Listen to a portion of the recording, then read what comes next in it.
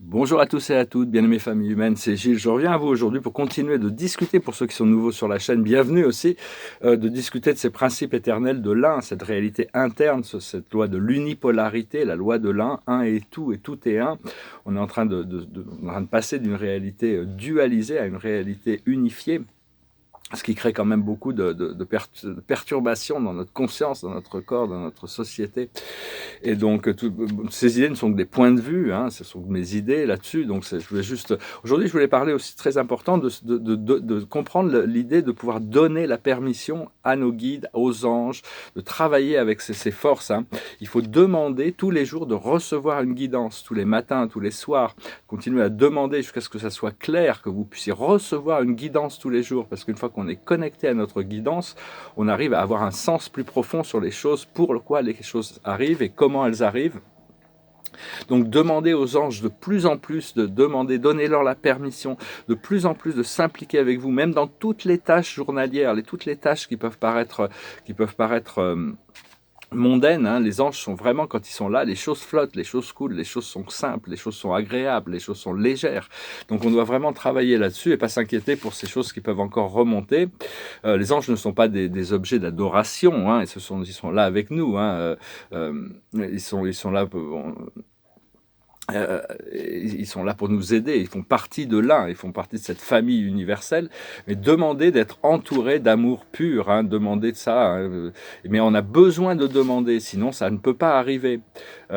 Et c'est pareil, il faut demander au Créateur, on a cette présence divine en nous qui est un fragment du Père universel, qui est un fragment de la source, qui est notre divinité, notre être véritable à l'intérieur de nous, qui est Dieu pour nous. Hein, et c'est parce que Dieu a délégué tous les pouvoirs dans tous les univers au maximum qu'il pouvait, mais il s'est réservé pour lui-même le ministère des âmes mortelles, des expériences des mortels. Et donc on a ce cadeau de l'univers qui est quelque chose de très précieux qu'on n'a pas encore découvert. Alors tout le monde parle à Dieu dans un sens ou dans un autre, tout le monde s'adresse à travers ses pensées à Dieu, mais très peu de gens pensent que Dieu va leur répondre, hein. C'est que quand on dit Dieu me répond, ça passe pour un fou, alors qu'en réalité c'est juste une question d'ouvrir les voies de canalisation pour pouvoir recevoir les réponses, et aussi savoir si on ne croit pas que Dieu peut nous répondre.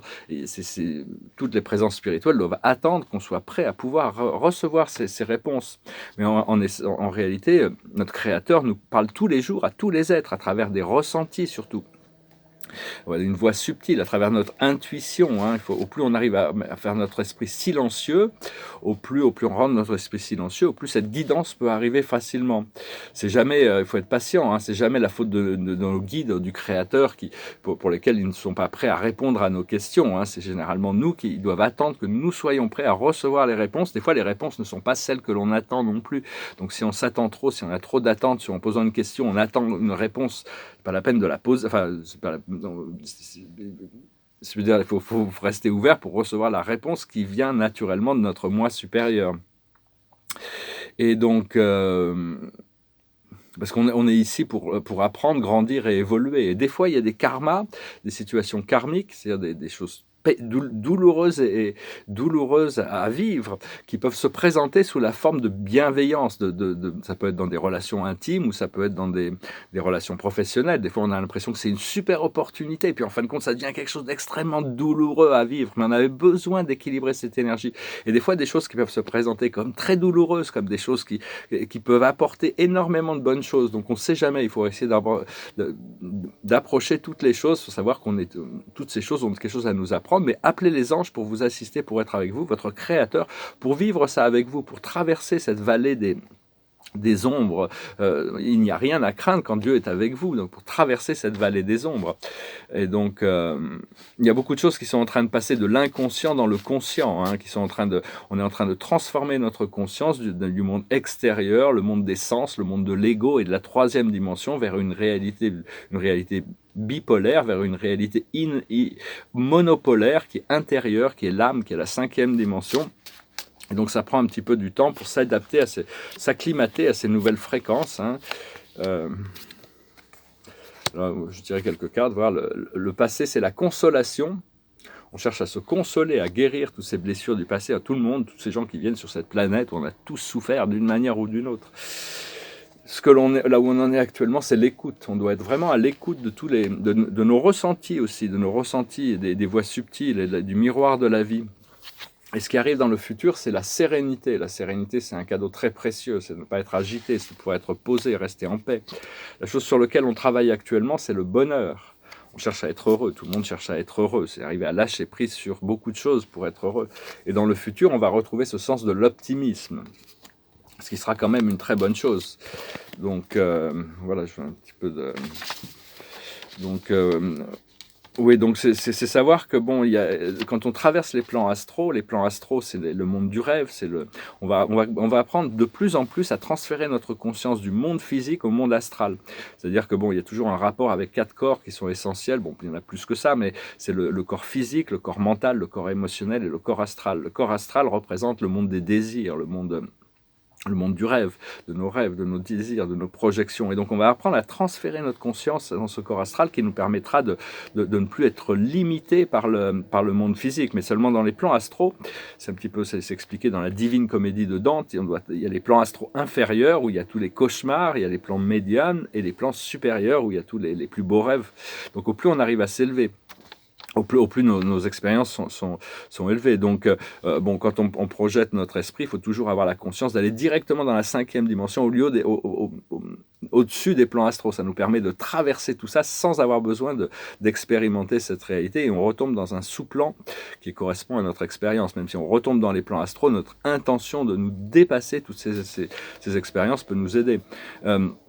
Savoir que dans les plans astro inférieurs, il y a toutes sortes d'entités qui sont des êtres astro inférieurs, hein, qui travaillent avec des démons, qui se nourrissent de peur, de toutes ces énergies négatives. Mais ces êtres n'ont aucun pouvoir ils ont besoin de l'énergie de leurs victimes ou de leurs clients. C'est juste, donc il faut essayer de les dépraver de notre énergie ou leur envoyer de la lumière, hein. Et appelez toujours Dieu, appelez les archanges, appelez les êtres supérieurs pour vous aider à enlever tous ces parasites qui peuvent encore nous parasiter et de remplacer, parce que dans nos corps subtils, on a ces énergies qui ont l'habitude de se nourrir de notre énergie, donc c'est un peu comme si c'était accroché à nous. Donc on demande aux archanges d'enlever tout ça, mais après il y a besoin de remplir l'espace d'amour et de lumière. Et il ne faut jamais, enfin, tout le monde fait ce qu'il veut, hein, moi je fais juste présenter quelques idées, lutter contre des forces négatives. C'est-à-dire que d'essayer de lutter contre ces choses, hein, d'avoir de la haine ou de la peur, parce que ça nous déconnecte à l'amour. Et donc sentir de la colère ou toutes ces choses, il faut éviter tout ça. C'est pour ça que la présence des archanges, parce que même les démons, il y a beaucoup de démons ou d'entités astrales qui seraient prêtes de revenir à l'amour, de revenir à la lumière. Il y en a qui en ont un peu assez du rôle dans lequel ils tournent. Donc, entourez-vous d'amour et de lumière, quelle que soit la circonstance, sans prendre les choses trop au sérieux. Et il n'y a aucune crainte à avoir en passant à travers la vallée des ombres. Et donc, si Dieu est avec nous, si la lumière est avec nous, donc continuez à appeler les anges, donnez-leur, soyez précis dans les permissions que vous donnez, autorisez votre présence « je suis » à prendre une position dominante dans votre vie. Parce qu'on est vraiment en train de bouger vers cette unité unipolaire, hein, dans cette 5e dimension où il n'y a aucun jugement. L'esprit mental est réajusté sur notre monde intérieur, sur la grâce et la perfection. Et tout le monde est dans son énergie, dans son univers, dans son monde.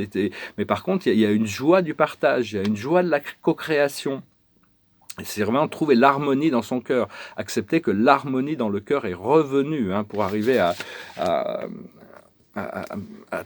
travailler avec ça, concevoir la grâce, pour tous ces moments qui sont gracieux de toute manière. Il y a vraiment ce cadeau qui a été fait de nous libérer de tous ces anciens programmes. On est en train de compléter un cycle de 26 000 ans à travers on rentre dans l'âge du Verseau pendant 2000 ans, hein, c'est l'âge des anges et de la libération. Et donc voilà, je vais tirer quelques cartes. La plus haute sagesse, c'est l'être équitable. Ce que l'on doit comprendre, c'est aller loin. C'est-à-dire, non, à chaque fois qu'une fin démarre, il y a un nouveau départ qui se crée, et doit être prêt à aller loin.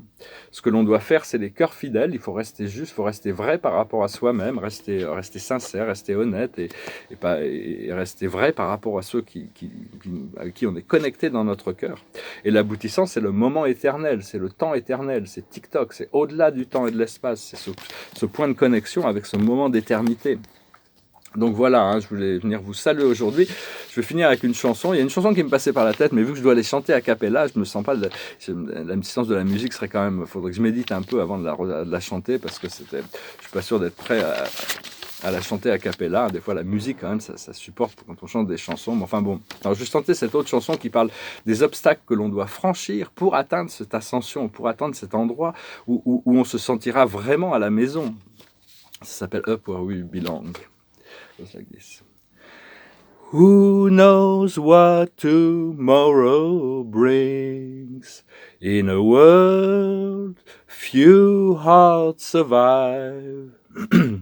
All I know is the way I feel. When it's real, I keep it alive. The road is long. There are mountains in our way, but we climb a step every day. Love lifts us up where we belong, far from the world below, up where the clear winds blow. Some hang on to used to be, live their lives looking behind. All we have is here and now. All our lives out there to find. The road is long. There are mountains in our way, but we climb a step every day. Love lifts us up where we belong, where the eagles cry on a mountain high. Love lifts us up where we belong, far from the world we know, up where the clear winds blow. Time goes by, no time to cry. Life's you and I, alive today. Love lifts us up where we belong, where the eagles cry on a mountain high.